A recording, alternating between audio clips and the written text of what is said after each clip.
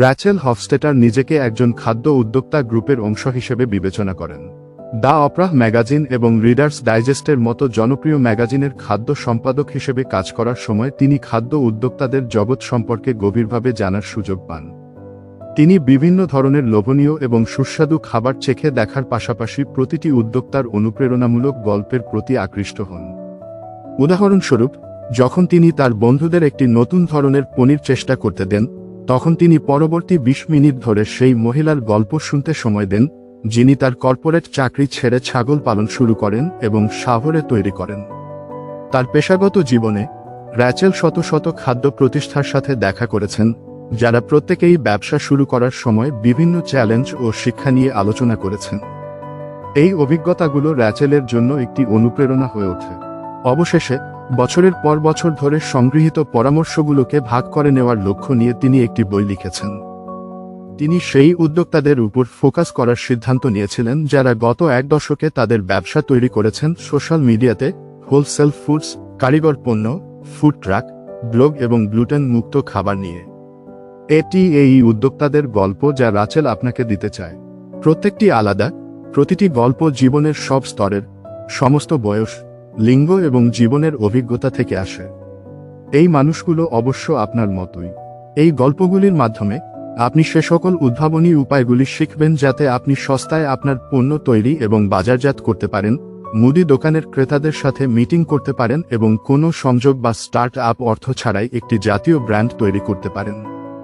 এবং আপনি Kopali Organics, LoveGrown Foods, জাস্টিনের নাট বাটার এবং পপ চিপসের মতো বড় ব্র্যান্ডগুলি থেকে শিখবেন। গল্পগুলি আপনাকে অনুপ্রাণিত করবে এবং আপনাকে শেখাবে কিভাবে নিজে একটি ব্যবসা শুরু করতে হয়। সুতরাং আপনি যদি একজন খাদ্য উদ্যোক্তা হওয়ার বিষয়ে জানতে যা যা আছে তা শিখতে প্রস্তুত হন, তাহলে চলুন শুরু করা যাক। অধ্যায় 1। বিপুল পরিমাণ তহবিল সুরক্ষিত করার পরিবর্তে আপনার সংস্থানগুলি ব্যবহার করুন। একটি খাদ্য ব্যবসা শুরু করার সবচেয়ে বড় বাধা হল কোথা থেকে শুরু করবেন তা জানা। অবশ্যই, আপনার একটি দুর্দান্ত ধারণা থাকতে পারে, তবে এটি কি বাস্তবসম্মত? চলুন দেখে নেওয়া যাক। ম্যারি ডি আমাটো এবং অ্যালেক্স হাসুলাক, কলেজের এক যুবক দম্পতি, তাদের উদ্যোক্তা এবং পুষ্টির আবেগকে একত্রিত করার স্বপ্ন নিয়ে কাজ শুরু করেছিল। প্রথমত, তারা ম্যারির বাড়িতে তৈরি পেস্টো বিক্রি করার কথা চিন্তা করেছিল।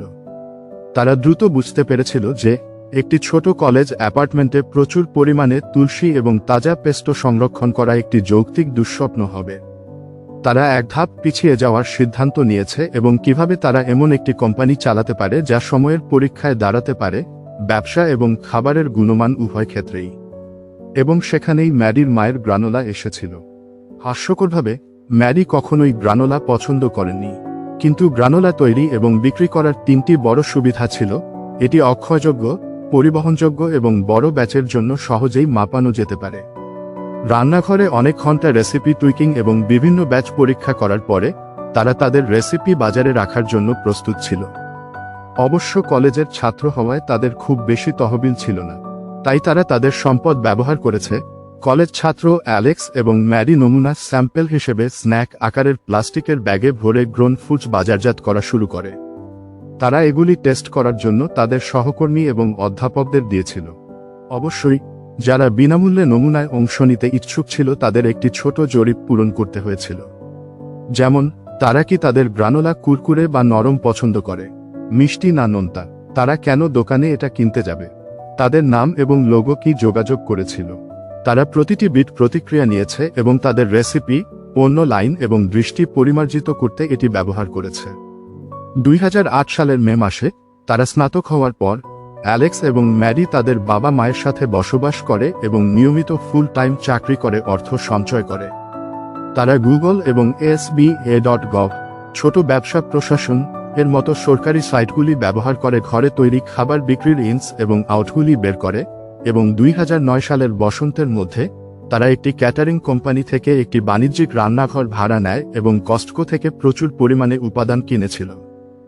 রাতে দম্পতি তাদের উপাদানগুলো খাড়া সিঁড়ি বেয়ে নিচে নিয়ে যেতেন, গ্রানোলা তৈরি করে বেক করতেন এবং ভোরের আগেই পণ্যগুলো প্যাকেজ করে সিঁড়ি বেয়ে উপরে উঠিয়ে আনতেন। লাভ গ্রোন ফুডসের প্রথম ক্লায়েন্ট ছিল 2টি স্থানীয় কফি শপ, যারা তাদের গ্রানোলাকে নিজেদের তাকগুলোতে রাখতে রাজি হয়েছিল। ম্যারি নিজের পরিচিতি কাজে লাগিয়ে এই কফি শপের মালিকদের সঙ্গে যোগাযোগ করেন। অন্যদিকে অ্যালেক্স যখন ওয়েলস ফার্গোতে একজন টেলার হিসেবে কাজ করছিলেন, তখন তিনি অ্যাসপেন সিটি মার্কেটের মুদি দোকানের ম্যানেজারের সঙ্গে পরিচিত হন, যিনি প্রায় প্রতি সপ্তাহে কয়েকবার সেখানে আসতেন। একদিন সাহস করে অ্যালেক্স তাকে তাদের পণ্য চেষ্টা করার অনুরোধ করেন। তার অনুরোধ সফল হয়। মাত্র 1.5 মাসের মধ্যেই তাদের শত শত ব্যাগ গ্রানোলা তৈরি করতে হয়। তারা কঠোর পরিশ্রম করে সময়সীমা পূরণ করলেন এবং তাকগুলোতে পণ্য উঠানোর 1 মাসের মধ্যেই মুদি দোকানের ম্যানেজার তাদেরকে একটি বড় মুদি দোকানের চেইন কিং সুপার্সের সঙ্গে যোগাযোগ করার পরামর্শ দেন। অ্যালেক্স এবং ম্যাডি একটি উপস্থাপনা তৈরি করেন এবং প্রধান একটি চেইনের সাথে চুক্তি করেন, যার ফলে লাভগ্রোন তাদের 40টি স্টোরে পৌঁছে যায়। কিছুদিনের মধ্যেই সেই চেইন তাদের পণ্য 80টি দোকানে প্রসারিত করতে চায়। এ সময় অ্যালেক্স এবং ম্যাডি বুঝতে পারেন যে তারা লাভগ্রোন ফুডসকে আরও বড় পরিসরে নিয়ে যেতে পারবেন। তারা তাদের চাকরি ছেড়ে দেন এবং মাত্র 18 মাসের মধ্যে তাদের প্রথম সুপারমার্কেট চুক্তির পরে লাভগ্রোন ফুডস 1300টি দোকানে স্টক করা হয়। অধ্যায় 2, আপনার ব্র্যান্ডের গল্পের প্রতি অনুগত থাকুন। একটি সাধারণ ধারণা থেকে সফল পণ্য। খাদ্য ব্যবসার সবচেয়ে গুরুত্বপূর্ণ অংশ হল পণ্য। কখনো কখনো সফল পণ্য একটি সাধারণ ব্যবসায়িক ধারণা থেকে উদ্ভূত হতে পারে, যেমনটি ঘটেছিল জ্যাক জাইদম্যানের ক্ষেত্রে। কোস্টারিকায় জৈব কৃষকদের সমর্থন করার স্বপ্ন দেখা জ্যাক হঠাৎ নিজেকে একটি সফল পণ্য বিক্রি করতে দেখলেন। জ্যাক যখন কোস্টারিকায় পৌঁছান, তিনি অবিলম্বে সেখানকার ল্যান্ডস্কেপের প্রেমে পড়ে যান, যেখানে তার বন্ধু তার নিজের খাবার তৈরি করছিলেন। খাদ্য এবং জমির প্রতি এক তাৎক্ষণিক সংযোগ অনুভব করেন তিনি। একদিন স্থানীয় ব্রিব্রি শহরের মধ্য দিয়ে গাড়ি চালানোর সময় তিনি বিস্তৃত হলুদ কলার ক্ষেত দেখে মুগ্ধ হন। কিন্তু হঠাৎ একটি বিমানকে ফসলের উপর কীটনাশক স্প্রে করতে দেখে তার চোখ জ্বলে ওঠে, গলা আটকে যায়। আশেপাশে বাচ্চারা খেলছিল, যারা প্রতিদিন এই বিষাক্ত বায়ুতে শ্বাস নিচ্ছিল। প্রতিদিন এই কলার বাগানগুলোতে প্রচুর দূষণ তৈরি হচ্ছিল। জ্যাক দেখেন অনেক কৃষক বন্ধ্যা হয়ে যাচ্ছেন এবং ক্যান্সারে আক্রান্ত হচ্ছেন। তবুও নিখুঁত হলুদ কলাগুলো সারা বিশ্বে রপ্তানি হচ্ছিল। তিনি ভাবতে শুরু করেন যে কোস্টারিকার কৃষকরা কিভাবে জৈব পণ্য উৎপাদন করতে পারে যা মার্কিন যুক্তরাষ্ট্রে বিক্রি করা সম্ভব। প্রথম প্রচেষ্টা এবং শিক্ষা জ্যাক প্রথমে কলা ভিনেগার নিয়ে কাজ শুরু করেন। এটি একটি অপচনশীল পণ্য হওয়ায় মার্কেটে বিক্রি করার জন্য কার্যকর মনে হয়েছিল। তবে তিনি শীঘ্রই বুঝতে পারেন যে ভিনেগার ধীর টার্নওভারের পণ্য, যেটি কেচাপ বা চিনি মতো দীর্ঘ শেলফ লাইফ থাকা সত্ত্বেও খুব কম ব্যবহৃত হয়। পরবর্তীতে তিনি চকোলেট এবং শুকনো ফল আমদানি শুরু করেন, যা মার্কেটে দ্রুত জনপ্রিয় হয়। আজ জ্যাকের কোম্পানি কোপালি অর্গানিক্স যুক্তরাষ্ট্রের প্রতিটি হোল ফুডস স্টোরে তার পণ্য সরবরাহ করে। যদিও তার প্রথম পণ্যটি সফল হয়নি, তিনি তার ব্র্যান্ডের গল্পের প্রতি অনুগত ছিলেন, জৈব এবং ন্যায্য বাণিজ্য পণ্য বিক্রি, দ্রুত টার্নওভার পণ্য বেছে নেওয়া এবং তার ব্র্যান্ডের মিশনের প্রতি একনিষ্ঠ থাকা ছিল কোপালি অর্গানিক্সের সফলতার মূল চাবিকাঠি। অধ্যায় 3, স্কেলিংয়ের চ্যালেঞ্জ কিভাবে পরিচালনা করবেন। প্রায়শই খাদ্য উদ্যোক্তারা তাদের ছোট রেসিপিগুলিকে দেশব্যাপী সাফল্যে রূপান্তর করার স্বপ্ন দেখেন। এটি করতে হলে ছোট রেসিপিকে এমনভাবে স্কেল করতে হয় যা সাধারণত কিছু লোককে খাওয়ানোর উপযোগী রেসিপিকে হাজার হাজার, এমনকি লক্ষাধিক মানুষের জন্য উপযোগী করতে পারে। তবে এটি কোনো চ্যালেঞ্জ ছাড়াই সম্ভব নয়। মেরি ওয়ালডনার যখন তার গ্লুটেন মুক্ত ক্র্যাকার রেসিপিকে একটি ছোট ব্যবসায় পরিণত করার সিদ্ধান্ত নেন, তখন স্কেলিংয়ের জটিলতাগুলো স্পষ্ট হয়ে ওঠে। মেরি তার সারা জীবন সিলিয়াক রোগের সঙ্গে লড়াই করেছেন, কিন্তু 1990-এর দশকে তার রোগটি সঠিকভাবে নির্ণয় করা হয়। সেই সময় তিনি এবং তার ছেলে ছাড়া তিনি আর কাউকে চিনতেন না যারা একই ধরনের খাদ্য সীমাবদ্ধতার সঙ্গে জীবনযাপন করতেন। প্রথম দিকে মেরির রেসিপি শুধুমাত্র তার এবং তার ছেলের জন্য ছিল। তবে তিনি যখন তার গ্লুটেন মুক্ত ক্র্যাকার বন্ধুদের সঙ্গে ভাগ করতে শুরু করেন, তখন তারা তাকে এই রেসিপিটি বাজারে নিয়ে যাওয়ার জন্য উৎসাহিত করেন। এভাবেই মেরি গণ ক্র্যাকার্স প্রতিষ্ঠা করেন। মেরির ক্র্যাকারগুলি শীঘ্রই জনপ্রিয় হয়ে ওঠে এবং এর ফলে তার দলকে একটি সহ প্যাকিং অপারেশন খুলতে হয়। তখনই তিনি তার পণ্যের গুণমান বজায় রাখার চ্যালেঞ্জ বুঝতে পারেন। উৎপাদন বৃদ্ধির সঙ্গে গুণমান কমে আসতে থাকে এবং মেরি চূড়ান্ত পণ্যে সন্তুষ্ট হননি। ফলে তিনি নিজস্ব কারখানা স্থাপনের জন্য উদ্যোগের মূলধন সংগ্রহ করেন।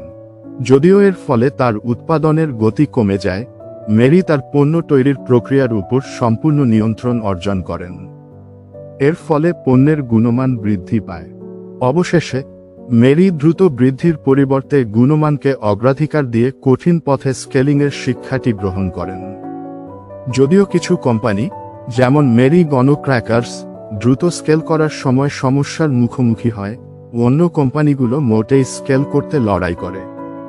উদাহরণস্বরূপ ফিল আনসন জোশুয়া ট্রি ন্যাশনাল পার্কে ভ্রমণে ফিল বুরিটো তৈরি করার এবং পর্বতারোহীদের কাছে বিক্রি করার একটি ধারণা নিয়ে এসেছিলেন।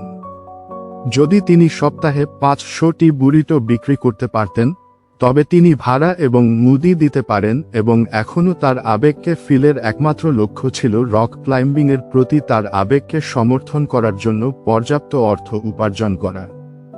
জোশুয়া ট্রি ন্যাশনাল পার্কে ভ্রমণের সময় তিনি বুরিটো তৈরি করে পর্বতারোহীদের কাছে বিক্রি করার একটি ধারণা পান। তার পরিকল্পনা ছিল সপ্তাহে 500টি বুরিটো বিক্রি করা, যা দিয়ে তিনি তার ভাড়া এবং মুদি খরচ মেটাতে পারবেন এবং তার আবেগ অনুসরণ করতে পারবেন। তবে শীঘ্রই তিনি বুঝতে পারেন যে পার্কিং লটে কুলারের ভেতর থেকে বিক্রি করা বুরিটো ক্রেতাদের মধ্যে সন্দেহ তৈরি করেছিল। বিভ্রান্ত এবং কিছুটা নিরুৎসাহিত ফিল একটি স্থানীয় বাজারে হাঁটার সময় রেফ্রিজারেটরের কেসে আগে থেকে তৈরি স্যান্ডউইচ দেখতে পান। সবচেয়ে মজার বিষয় ছিল, সেগুলো দেখতে আধা বাড়িতে তৈরি। এই ধারণা থেকে অনুপ্রাণিত হয়ে তিনি বাড়ি ফিরে আসেন এবং ফিল ফ্রেশ ফুডস প্রতিষ্ঠা করেন। তিনি তার আগে থেকে মোড়ানো বুরিটোতে একটি লেবেল সংযুক্ত করেন। স্থানীয় বাজার এবং গ্যাস স্টেশনগুলিতে কিছু সাফল্যের পর ফিল অনুভব করেছিলেন যে তিনি সঠিক খাদ্য নিরাপত্তা আইন অনুসরণ করছেন না। তাই তিনি একটি স্থানীয় স্যান্ডউইচের দোকানে $12 ঘন্টা ভাড়া নিয়ে প্রস্তুতির টেবিল ব্যবহার করতে শুরু করেন। দোকানের মালিকরা তাকে খাদ্য সরবরাহকারীদের সাথে সংযোগ স্থাপন করতে সাহায্য করেন, চালান লিখতে শেখান এবং শহরের স্বাস্থ্য বিভাগে নিবন্ধিত হতে সহায়তা করেন। কয়েক মাসের মধ্যে ফিল ফ্রেশ ফুডস আক্রমণাত্মকভাবে বৃদ্ধি পেতে থাকে এবং অবশেষে US department of agriculture (USDA) তাদের পরিদর্শন করতে আসে। দুর্ভাগ্যক্রমে USDA তাকে জানান যে তাকে একটি অফিসিয়াল USDA পরিদর্শন সুবিধায় রান্না করতে হবে। ফিল দ্রুত বুঝতে পেরেছিলেন যে উৎপাদন সম্পর্কিত নিয়মগুলি জটিল এবং শিল্পের মানগুলি অত্যন্ত কঠোর। তাজা খাদ্য পণ্যকে বড় পরিসরে নিয়ে যাওয়া অনেক চ্যালেঞ্জের সম্মুখীন হয়, বিশেষ করে ইউজডা এবং এফডা এর কঠোর আইন ও প্রবিধানের কারণে। এই জটিলতাগুলো মোকাবিলা করতে এবং নিজের শারীরিক ও মানসিক স্বাস্থ্যকে রক্ষা করতে ফিল দ্রুত বৃদ্ধির সর্বোত্তম উপায় হিসেবে তাজা খাবার থেকে হিমায়িত খাবারে সুইচ করার সিদ্ধান্ত নেন। এই পরিবর্তনের মাধ্যমে তিনি অ্যানসন্স এভল নামে একটি ব্র্যান্ড প্রতিষ্ঠা করেন।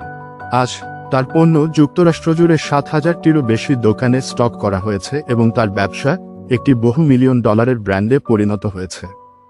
অধ্যায় 4, মূলধনের অভাবের জন্য কিভাবে ক্ষতিপূরণ দেওয়া যায়। যখন আপনার ব্যবসা শুরু করার কথা আসে, তখন সবচেয়ে বড় চ্যালেঞ্জগুলির মধ্যে একটি হল প্রয়োজনীয় তহবিল খুঁজে পাওয়া। যেমনটি আমরা আগের অধ্যায়ে শিখেছি, খাদ্য ব্যবসা চালানো মানে কঠোর নির্দেশিকা এবং প্রবিধান মেনে চলা, যা এটিকে একটি ব্যয়বহুল প্রচেষ্টা করে তোলে। ফলস্বরূপ খাদ্য ব্যবসাগুলি প্রাথমিকভাবে বেশ কিছু সময়ের জন্য লাভ দেখতে পায় না। তবে এই পর্যায়ে সাহায্য করার জন্য একটি প্রমাণিত কৌশল রয়েছে। যখন লোকেরা ক্যামেরন হিউজকে জিজ্ঞাসা করেছিল যে তিনি কিভাবে ওয়াইন ব্যবসায় সৌভাগ্য অর্জন করতে সক্ষম হয়েছেন, তখন তিনি উত্তর দিয়েছিলেন, বড় ব্যবসা শুরু করে। ক্যামেরন হিউজ এবং তার স্ত্রী জেসিকা কোগান তাদের ওয়াইন ব্যবসা শুরু করেছিলেন এমনভাবে যে তাদের হাতে বলার মতো কোনো বিশেষ ভাগ্য ছিল না। আজ তারা মার্কিন যুক্তরাষ্ট্রের বৃহত্তম ওয়াইন কোম্পানিগুলির একটির মালিক। ক্যামেরন তার যাত্রা শুরু করেছিলেন দুটি ওয়াইন আমদানিকারক স্টার্ট আপে কাজ করার সময়। যদিও উভয় সংস্থাই শেষমেশ ব্যর্থ হয়েছিল, তবে এই অভিজ্ঞতার মাধ্যমে তিনি নেগোসিয়েশন বা আলোচনার কৌশল শিখেছিলেন। নেগোসিয়েশন শব্দটি একটি পুরানো ইউরোপীয় ব্যবসায়িক মডেলকে বোঝায়, যেখানে আপনি অন্যান্য ভিন্টনারদের অতিরিক্ত ব্যয়, আঙুর, গাজানো রস কিংবা এমনকি সম্পূর্ণ তৈরি ওয়াইন কিনে নেন। তারপর আপনি বাকি প্রক্রিয়াটি নিজেই পরিচালনা করেন এবং নিজের লেবেলের অধীনে ওয়াইন বিক্রি করেন। এই স্টার্ট আপগুলি ক্যামেরন এবং তার দল তাদের নিজের আঙুর জন্মাতে, নিজের ওয়াইন গুঁড়ো করতে বা নিজস্ব রস তৈরি করতে পারেনি। তারা কেবল উচ্চমানের অবশিষ্ট রস থেকে মিশ্রণ তৈরি করতেন, তারপর সেই ওয়াইন বোতলজাত করতেন, মার্কিন যুক্তরাষ্ট্রে আমদানি করতেন এবং বিক্রি করতেন। তবে দুর্ভাগ্যক্রমে এই স্টার্ট আপগুলি সফল হয়নি। তবে যখন ক্যামেরন ক্যালিফোর্নিয়ার ওয়াইন বাজারের দিকে মনোযোগ দেন, তিনি দেখতে পান যে কেউ এভাবে ব্যবসা করছে না। তখন তার মনে আসে সে পারে। এটা ছিল তার নতুন ব্যবসায়িক ধারণার সূচনা। শীঘ্রই ক্যামেরন এক বন্ধুর সঙ্গে কথা বলছিলেন, যিনি সিরাহের একটি নির্দিষ্ট ব্র্যান্ড বিক্রি করতে ব্যর্থ হয়েছিলেন। সেই সময়েই ক্যামেরন হিউজ ওয়াইন লট সিরিজের ধারণা তৈরি হয়। উদাহরণস্বরূপ, লোডি সিরাহ ক্যামেরন হিউজ ব্র্যান্ডের অধীনে লট 1 হিসেবে আত্মপ্রকাশ করে। এই সিরিজে গ্রাহকরা ওয়াইনের উৎপত্তিস্থল, বছর এবং বৈচিত্র্য সম্পর্কে জানতে পারতেন, তবে ছোট নাম ব্র্যান্ডের ওয়াইনারিটি কোথা থেকে এসেছে তা গোপন রাখা হতো। একবার ওয়াইন বিক্রি হয়ে গেলে সেটি আর কখনো পুনরায় ফিরে আসত না। ক্যামেরনের প্রসঙ্গে বলেন, সত্যি বলতে আমরা আসল ফ্ল্যাশ সেল ছিলাম, তবে যখন তারা বাল্ক খুচরা বিক্রেতাদের কাছে বিক্রি করার সিদ্ধান্ত নেন, তখন এই ব্যবসার মডেল আরও কার্যকর হয়ে ওঠে। উদাহরণস্বরূপ, $28 মূল্যের লোডি সিরাহ ক্যামেরন হিউজের অধীনে কস্টকোতে মাত্র $8.99 বিক্রি হয়। যখন স্থানীয় কস্টকো ক্রেতা এবং তাদের আঞ্চলিক ক্রেতারা আরও কিছুর জন্য প্রস্তুত ছিল, তখন ক্যামেরন হিউজ ওয়াইন্সের জন্য একটি নতুন কৌশল প্রয়োজন ছিল। কস্টকো তাদের একটি অস্থায়ী লাইন অফ ক্রেডিট প্রদান করেছিল, যা ক্যামেরন তখন বাল্ক ওয়াইন কেনার জন্য ব্যবহার করেন। একবার ক্যামেরন ওয়াইন ডেলিভারি করার পরে সেই ক্রেডিটটি সম্পূর্ণরূপে ফেরত দেওয়া হতো। ফলস্বরূপ এই কৌশলটি ক্যামেরন হিউজ ওয়াইনকে খুব কম প্রাথমিক পুঁজি নিয়ে তার ব্যবসা দ্রুত সম্প্রসারিত করতে সাহায্য করেছিল। এই কৌশলটি সফল হওয়ার পর মূলধন সুরক্ষিত করার আরেকটি উপায় ছিল কোম্পানিতে শেয়ার অফার করা। উদাহরণস্বরূপ, জাস্টিনের নাট বাটারের জাস্টিন গোল্ড তার ব্যবসা সম্প্রসারণের জন্য সিনিয়র ব্যবসায়ী ল্যান্স জেন্ট্রি এর দিকে সাহায্যের জন্য ফিরে গিয়েছিলেন। জেন্ট্রি সম্প্রতি আরেকটি ছোট কোম্পানিকে $25 মিলিয়ন মূল্যের এন্টারপ্রাইজে পরিণত করেছিলেন এবং স্বর্ণ কখনোই তার বিনিময়ে কিছু অফার না করেই তার সাহায্য চেয়েছিলেন। তাকে একটি বিশাল বেতন দেওয়ার পরিবর্তে গোল্ড কোম্পানিতে জেন্ট্রিকে ইকুইটি প্রদান করেছিলেন। একসাথে গোল্ড এবং জেন্ট্রি আরও বিনিয়োগকারী খুঁজে পেয়েছিলেন এবং তাদের মধ্যে শেয়ারগুলি ন্যায্যভাবে বণ্টন করেছিল, যাতে গোল্ড সবসময় তার ব্যবসায় আরও বেশি নিয়ন্ত্রণ এবং চূড়ান্ত কর্তৃত্ব বজায় রাখতে পারেন। শেষ পর্যন্ত বেতনের পরিবর্তে ইকুইটি অফার করা একটি দুর্দান্ত উপায় ছিল প্রাথমিক মূলধন ছাড়াই ব্যবসা স্কেল আপ করার জন্য।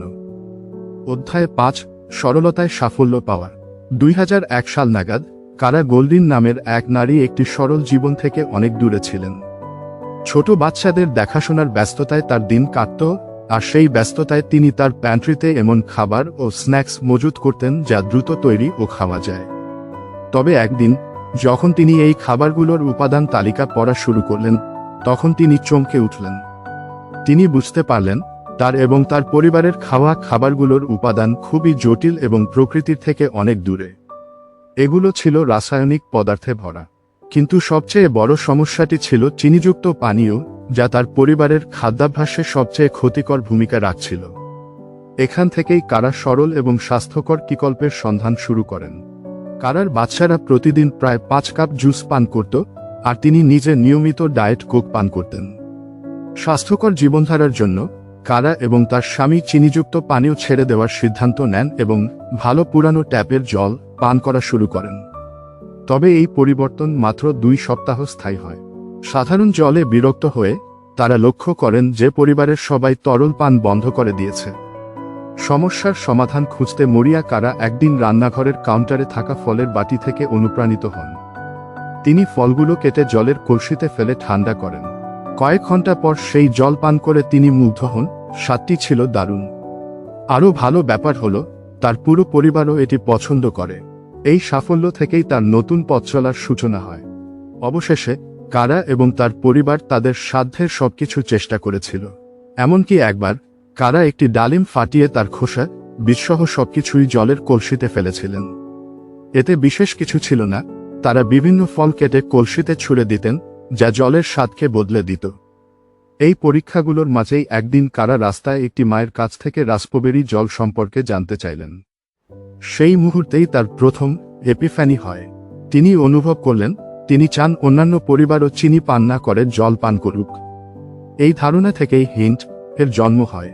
কারা তার পণ্যটি স্থানীয় হোল ফুডসে এমন একটি শর্তে সরবরাহ করেছিলেন যে এটি সফল হলে তাকে সঠিক চ্যানেলের মাধ্যমে বিতরণ করতে হবে। অর্থাৎ তাকে স্ট্যান্ডার্ড ডিস্ট্রিবিউটর প্রোটোকলের মধ্য দিয়ে যেতে হতো, যা পণ্যকে বিক্রেতা থেকে সুপারমার্কেটে পৌঁছাতে কয়েক মাস সময় নেয়।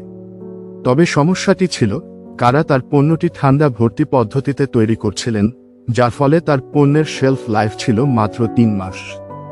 শেলফ লাইফের এই সীমাবদ্ধতা কাটিয়ে উঠতে কারার দুটি বিকল্প ছিল: পণ্যে প্রিজারভেটিভ যোগ করা অথবা সম্ভাব্য ব্যাকটেরিয়া ধ্বংস করার জন্য এটি গরম করা।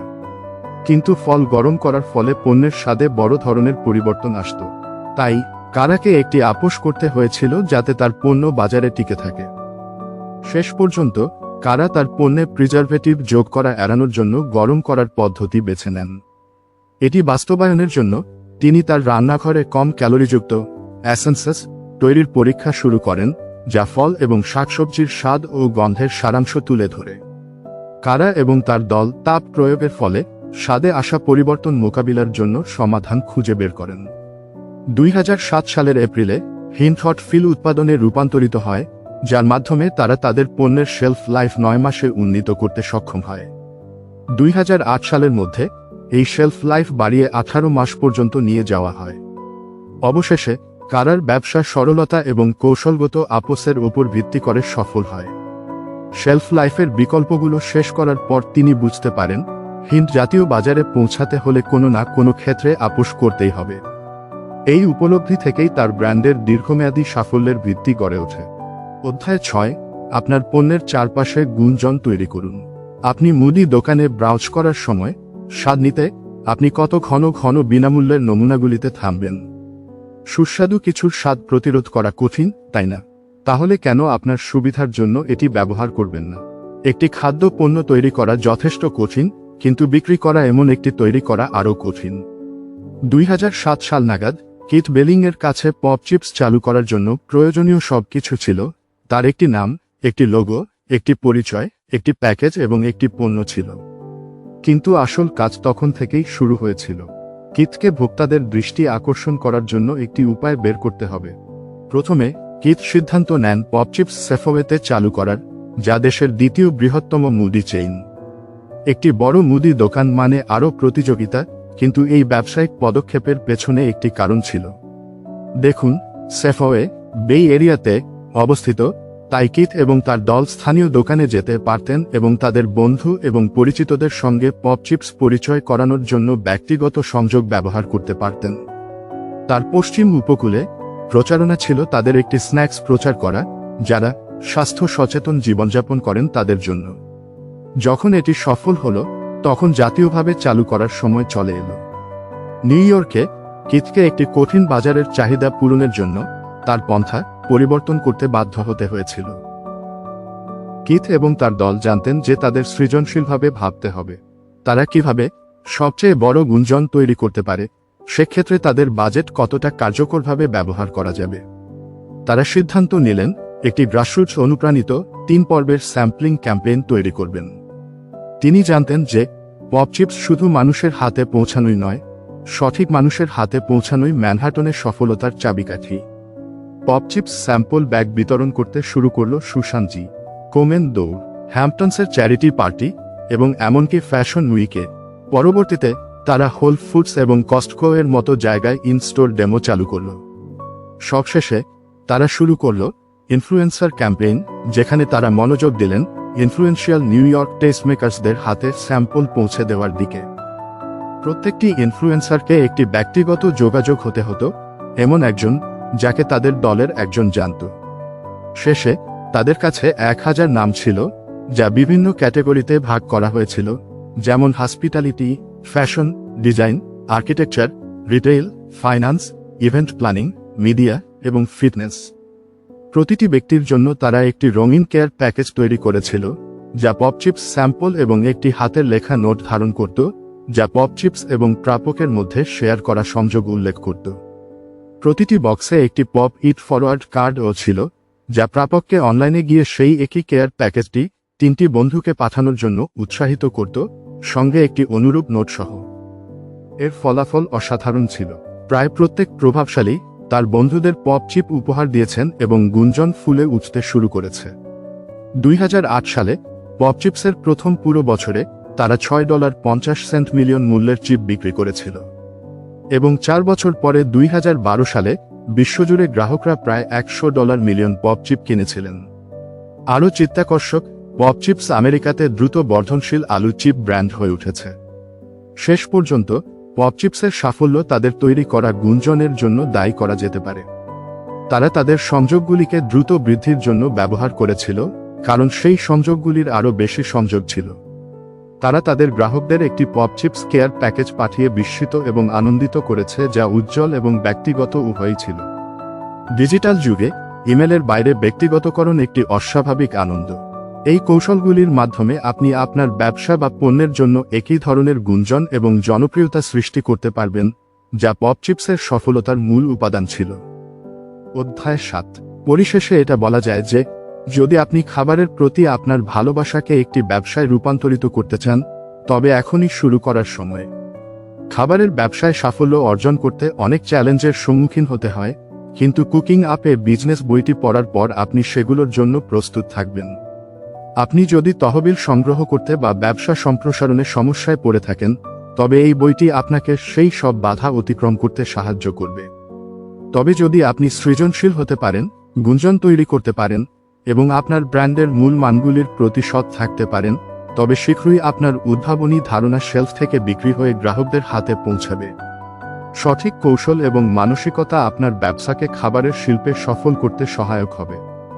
যদি আপনি খাবারের ব্যবসা শুরু করা, ব্র্যান্ডিং বা বিপণন কৌশল সম্পর্কে আরও জানতে আগ্রহী হন, তবে আরও গবেষণা করতে পারেন। এগুলি আপনাকে আপনার যাত্রায় আরও অন্তর্দৃষ্টি এবং কৌশল প্রদান করতে পারে।